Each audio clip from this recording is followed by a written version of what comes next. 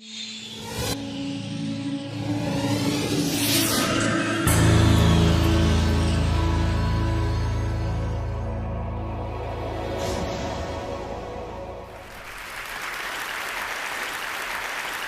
you were going to a restaurant and wanted a healthier option, which would you choose, grilled or fried chicken? Now, most people would answer grilled, and it's true that grilled chicken does contain less fat and fewer calories. However, grilled chicken poses a hidden danger. The hidden danger is heterocyclic amines, specifically phenylmethylimidazopyridine, or PHIP, which is a mutagenic or carcinogenic compound. A carcinogen is any substance or agent that causes abnormal growth of cells, which can also cause them to metastasize or spread. They are also organic compounds in which one or more of the hydrogens in ammonia is replaced with a more complex group. Studies show that antioxidants are known to decrease these heterocyclic amines. However, no studies exist yet that show how or why. These here are 5 different organizations that classify carcinogens. And as you can see, none of the organizations consider the compounds to be safe, which justifies the need to decrease them in our diet. Now, you might wonder how a 13-year-old girl could come up with this idea, and I was led to it through a series of events. I first learned about it through a lawsuit I read about in my doctor's office, which was between the Physicians Committee for Responsible Medicine and 7 different fast food restaurants. They weren't sued because there was carcinogens in the chicken, but they were sued because of California's Proposition 65, which stated that if there's anything dangerous in the products, then the companies had to give a clear warning.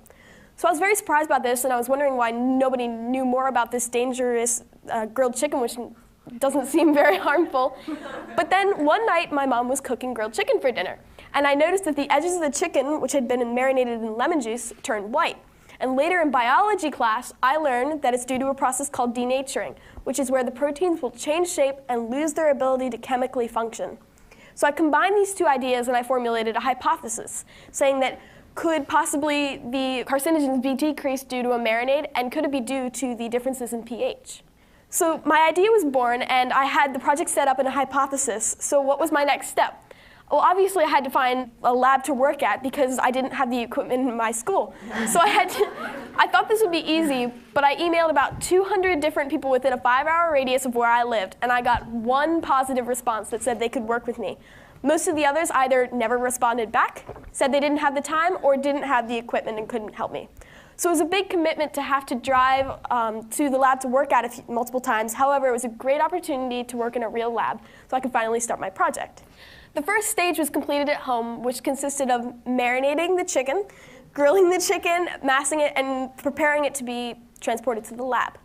The second stage was completed at Penn State University main campus lab, which is where I extracted the chemicals, changed the pH so I could run it through the equipment, and separated the compounds I needed from the rest of the chicken. The final stage is when I ran the samples through a high-pressure liquid chromatography mass spectrometer, which separated the compounds and analyzed the chemicals and told me exactly how much carcinogens I had in my chicken. So when I went through the data, I had very surprising results because I found that 4 out of the 5 marinade ingredients actually inhibited the carcinogen formation. When compared to the unmarinated chicken, which is what I used as my control, I found that lemon juice worked by far the best, which decreased the carcinogens by about 98%. The saltwater marinade and the brown sugar marinade also worked very well, decreasing the carcinogens by about 60%. Olive oil slightly decreased the PHIP formation, but it was nearly negligible. And the soy sauce results were inconclusive because of the large data range, but it seems like soy sauce actually increased the potential carcinogens.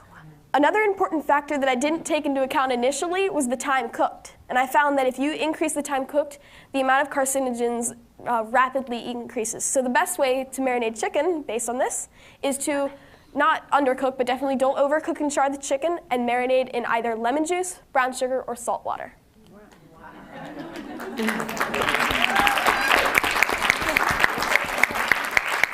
So, based on these findings, I have a question for you.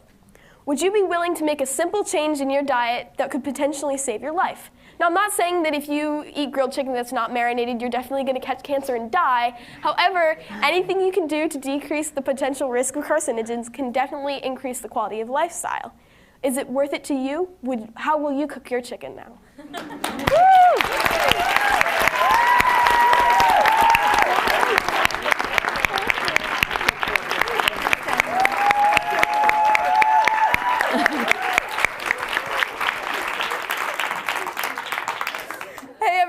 I'm Shri Bose. I was the 17, 18-year-old age category winner and then the grand prize winner.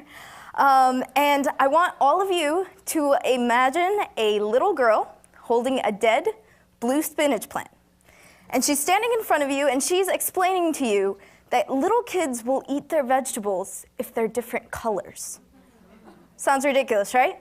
But that was me years ago. And that was my first science fair project.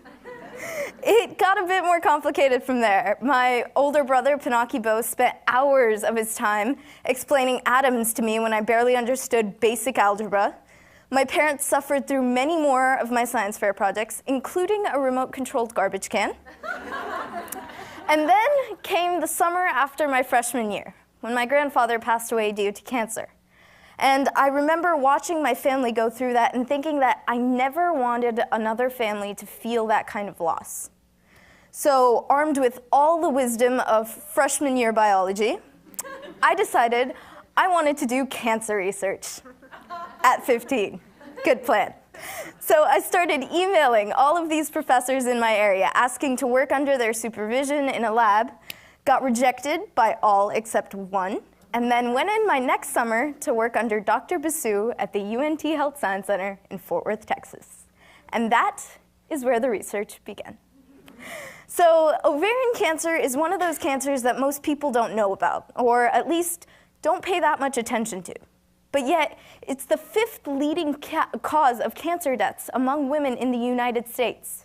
In fact, 1 in 70 women will be diagnosed with ovarian cancer. 1 in 100 will die from it. Chemotherapy, one of the most effective ways used to treat cancer today, involves giving patients really high doses of chemicals to try and kill off cancer cells. Cisplatin is a relatively common ovarian cancer chemotherapy drug. A relatively simple molecule made in a lab that messes with the DNA of cancer cells and causes them to kill themselves. Sounds great, right? But here's the problem. Sometimes patients become resistant to the drug. And then years after they've been declared to be cancer-free, they come back. And this time, they no longer respond to the drug. It's a huge problem. In fact, it's one of the biggest problems with chemotherapy today.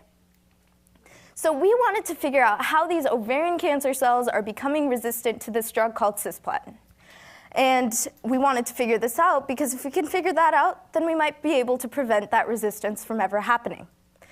So that's what we set out to do. And we thought it had something to do with this protein called AMP kinase, an energy protein. So we ran all of these tests blocking the protein, and we saw this huge shift. I mean, on this slide, you can see that on our sensitive side, these cells that are responding to the drug, when we start blocking the protein, the number of dying cells, those colored dots, they're going down. But then on this side, with the same treatment, they're going up. Interesting. But those are dots on a screen for you. What exactly does that mean? Well, basically, that means that this protein is changing from the sensitive cells to the resistant cells. And in fact, it might be changing the cells themselves to make those cells resistant. And that's huge. In fact, it means that if a patient comes in and they're resistant to this drug, then if we give them a chemical to block this protein, then we can treat them again with the same drug. And that's huge for chemotherapy effectiveness, possibly for many different types of cancer. So that was my work, and it was my way of reimagining the future for future research with figuring out exactly what this protein does, but also for the future of chemotherapy effectiveness. So maybe all grandfathers with cancer have a little bit more time to spend with their grandchildren. But my work wasn't just about the research. It was about finding my passion. That's why being the grand prize winner of the Google Global Science Fair, cute picture, right? It was so exciting to me, and it was such an amazing honor. And ever since then, I've gotten to do some pretty cool stuff, from getting to meet the president to getting to be on this stage to talk to all of you guys. But like I said, my journey wasn't just about the research. It was about finding my passion, and it was about making my own opportunities when I didn't even know what I was doing. It was about inspiration and determination, and never giving up on my interest for science and learning and growing. After all, my story begins with the dried, withered spinach plant, and it's only getting better from there. Thank you.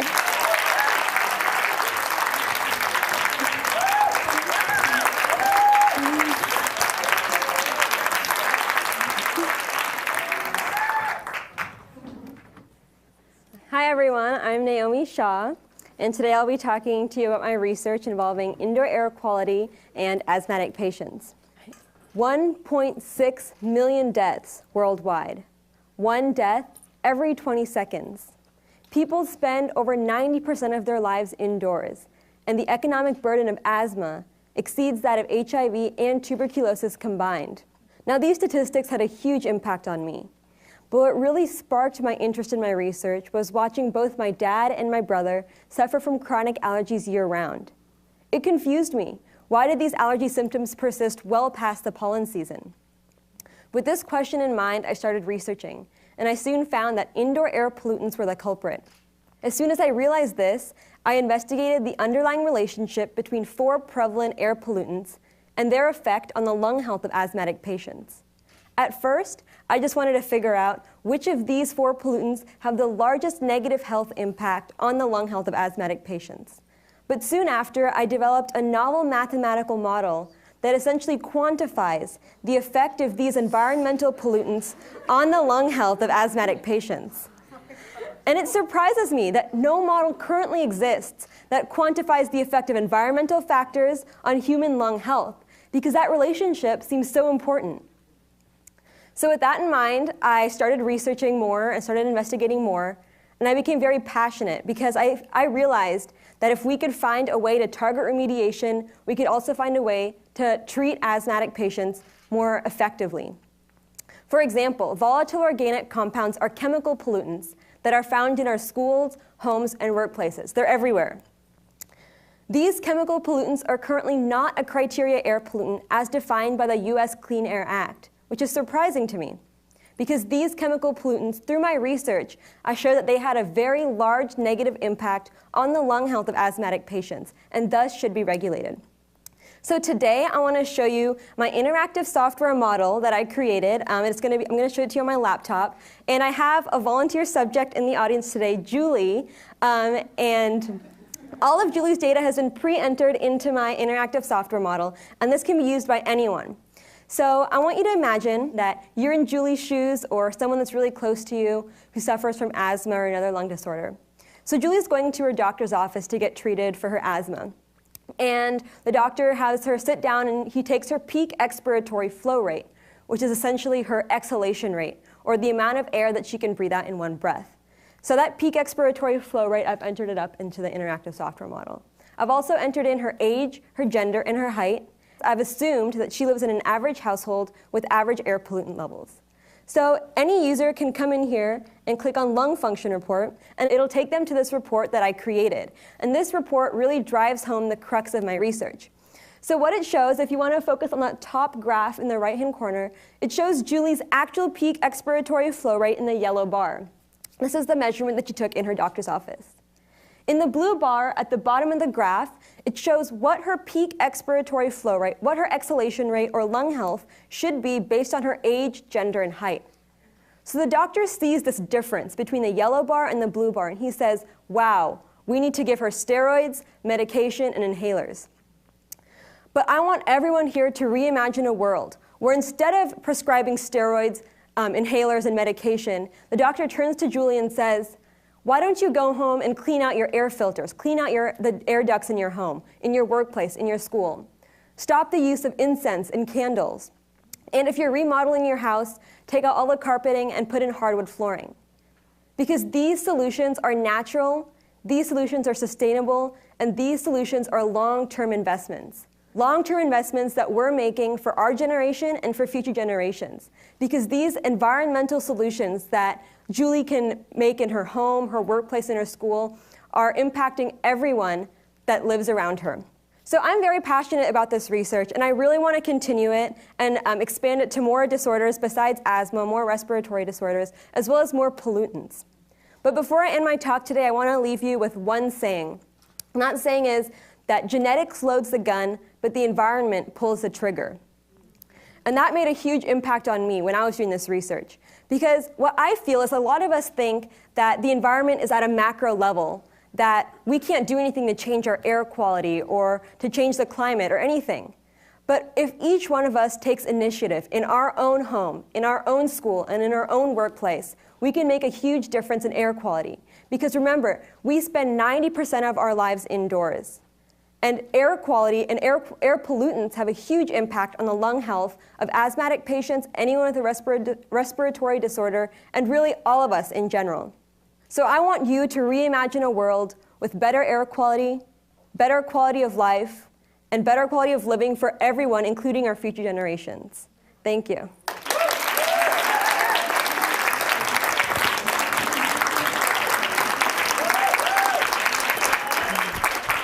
Right? Can I have Sri and Lauren come up really quickly? You're Google Science Fair champions. You're winners.